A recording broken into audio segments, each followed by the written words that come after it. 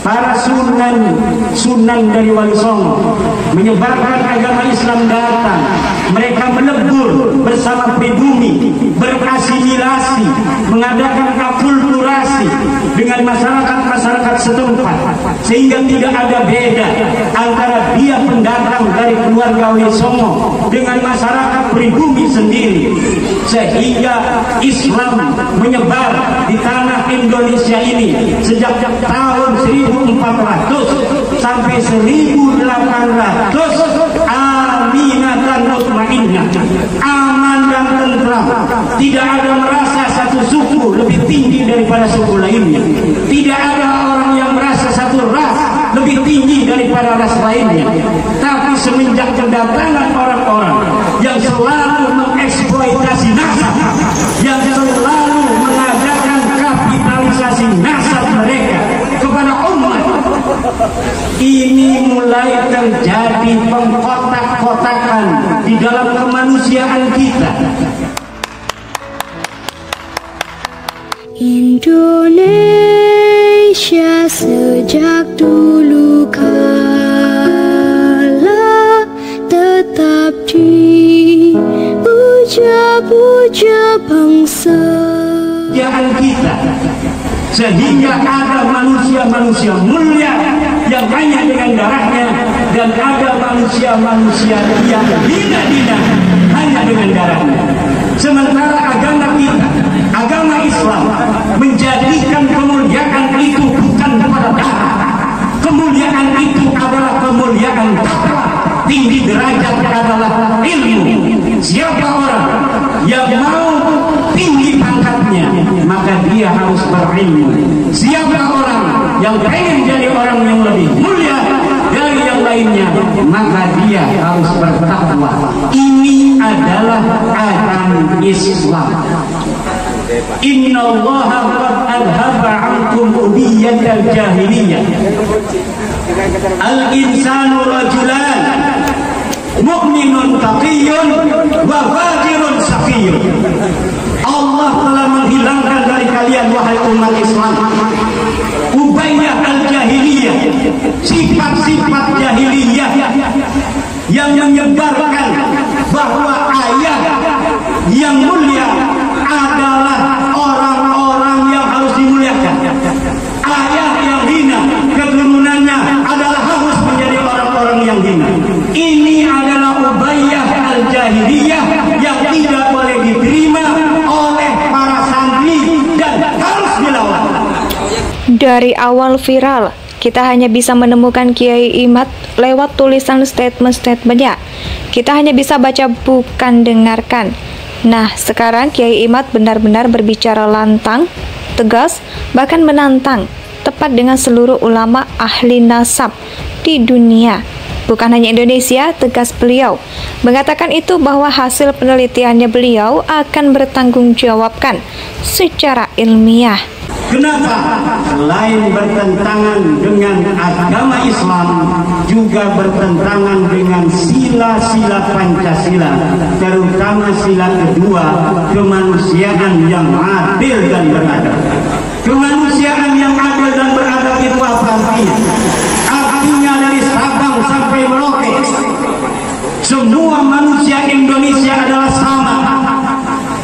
Bagi Indonesia tidak ada bedanya, dia orang Banten, dia orang Aceh, dia orang Flores, dia orang Papua, dia orang Minang, dia orang Batak, dia orang Sunda. Semuanya adil sebagai manusia yang mempunyai kesempatan yang sama di Indonesia ini. Dia bisa menjadi PJ gubernur, dia bisa menjadi camat, dia bisa menjadi bupati, dia bisa menjadi polisi, dia bisa menjadi TNI, dia bisa menjadi Kapolri. Inilah namanya kemanusiaan yang adil dan beradab. Kalau sebuah ajaran Islam ada satu item yang tidak sesuai dengan kemanusiaan itu sendiri, saya yakin suatu masa, suatu ketika Islam ini akan ditinggalkan masyarakat modern. masyarakat-masyarakat yang anti feodalisme, masyarakat-masyarakat yang anti akan kemuliaan dilihat dari sisi nasab, kemuliaan dilihat dari sisi darah yang tidak sesuai dengan ajaran agama Islam itu sendiri. Yang paling menarik dari fenomena itu adalah ketika orang-orang yang dikapitalisasi, orang-orang yang diperbudak ini, bukannya dia membantu orang yang memberikan tahu, memberikan sebuah pencerahan terhadap bahwa ada perbudakan di situ, malah mereka nyerang orang yang memberikan pencerahan itu dengan alasan tidak cinta kepada zuriat Nabi. Siapa yang tidak cinta kepada zuriat Nabi?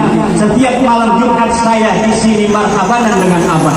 Bang Baik enggak tahu saya. Apa suka marhabah tahu enggak? Saya setiap malam Jumat marhabanan. Sampai sekarang kita marhabanan. Kita membaca manaqib setiap bulan sekali.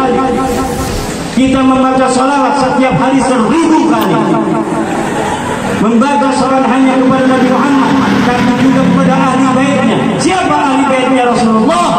Dia adalah Sayyidina Hasan, Sayyidina Husain, Sayyidina Ali, Fatimah, Bani Hashim, Bani Muttalib yang ada di zaman Nabi Muhammad sallallahu alaihi wasallam. Keturunannya tidak bisa disebut ahli baitnya Rasulullah. Wa kullu fadilatin warada fi fadilati ahli bait Rasulillah raja'a ilaihim la ila dzurriyyatihim. Setiap ada hadis tentang fadilah ahli bait itu kembali kepada mereka ahli bait Rasulullah yang ada pada zamannya. Tidak ada satu dalil pun yang menyatakan bahwa hadis-hadis itu untuk keturunannya yang ada hari ini. Dan saya siap berdebat live seluruh dunia dengan siapa saja untuk mempertanggungjawabkan kalimat saya bahwa tidak ada satu dalil hadis pun yang mewajibkan manusia untuk menghormati, mencintai keturunan Rasulullah. Tidak ada, yang ada adalah wajib kita memuliakan ulama. Hadisnya banyak, ribuan hadis. Akrimul ulama fa innahum indallahi ulama. Ada enggak akrimul dzurriyyati fa innahum indallahi ulama? Tidak ada. Kalau ada yang menemukan hadis semacam itu untuk memuliakan zuriat, silahkan panggil saya dan kita takhrir itu hadis. Apakah hadis betul? Apa itu hanya hadis maudhu' bikin-bikin?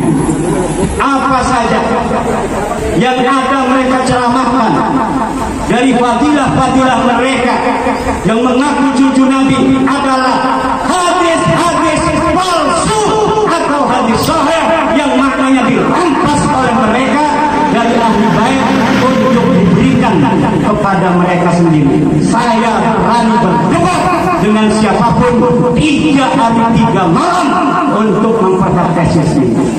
Pertama, tesis tentang keterputusan mereka sebagai dunia Nabi. Yang kedua, tentang kemuliaan ilmu dibanding kemuliaan darah dan nasab yang tidak diajarkan menurut ajaran Islam daripada Al-Quran dan Rasulullah Muhammad SAW dalam sunnah-sunnah. Inilah para santri terutama At-Tahiriyah yang kami At-Tahiriyah ini murid Abah. Abah ini ngajinya orang-orang Mekah, sangatnya mutasil kepada ulama-ulama besar Mekah. Sayyid Amin Qutbi, Syekh Al-Masyar, Sayyid Maliki, Syekh Abbas Al-Maliki dan sebagainya, Syekh Yasin Padang dan sebagainya. Kita bukan diajarkan bagaimana membaca kitab, tapi kita diajarkan bagaimana menganalisa kitab. Mereka berpendapat dengan kaul Ibnu Hajar bahwa Ibnu Hajar telah menyatakan bahwa Ubaidillah sebagai cucu Nabi. Tahun berapa lahirnya Ibnu Hajar? Beliau ulama abad 10, abad 9. Bagaimana abad 10, abad 9 orang yang ada pada abad itu menjadi saksi kelahiran dari orang yang ada di abad keempat? Tidak bisa. Ibnu Hajar orang besar, tapi dalam masalah nasab perlu dalil dan perlu referensi.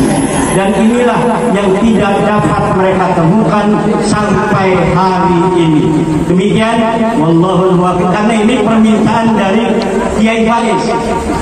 Mang Imam, tolong jangan sampai tidak membahas masalah nasab yang lagi viral. Siap, kata saya. Karena ini permintaan anak abah, maka saya bahas masalah ini pada kesempatan ini dengan segenap doa. Mudah-mudahan ayahanda Bagus Rahmat Asri bin Tahir dan ibunda Manyai Mahfudah, Allah terima amal ibadahnya, Allah ampuni segala dosa-dosanya, dan Allah tempatkan di tempat yang setinggi-tingginya dalam kasih sayang dan cintanya. Wallahul muwaffiq ila aqwamit thariq. Wassalamualaikum warahmatullahi wabarakatuh.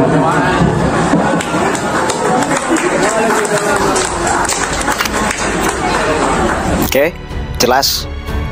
Jadi ini sekaligus menampar video Bahar Smith yang kemarin viral, yang harusnya para turunan Wali Songo itu marah kepada Imad, bukan kepada saya, kata Bahar Smith kan kayak gitu.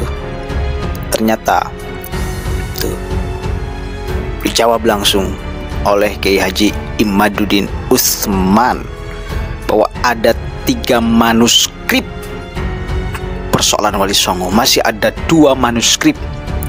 Satu manuskrip yang mengatakan bahwa Wali Songo itu nyambung ke Ubaidillah. Nah, ada 2 manuskrip lagi yang tidak nyambung ke sana. Saya kira sudah sangat jelas, nggak perlu saya tambahkan. Tapi yang jelas ini mesti disebarkan. Dan jangan sampai mengatakan ini karena benci. Saya kira nggak boleh. Ini persoalan ilmu. Yang beliau sampaikan itu bukan atas dasar kebencian, tapi hasil penelitian. Kalau hasil penelitian berarti ilmiah. Apalagi beliau berani berdebat dengan seluruh ulama ahli nasab sedunia, bukan Indonesia, ditayangkan secara live. Berani beliau. Indonesia tanah air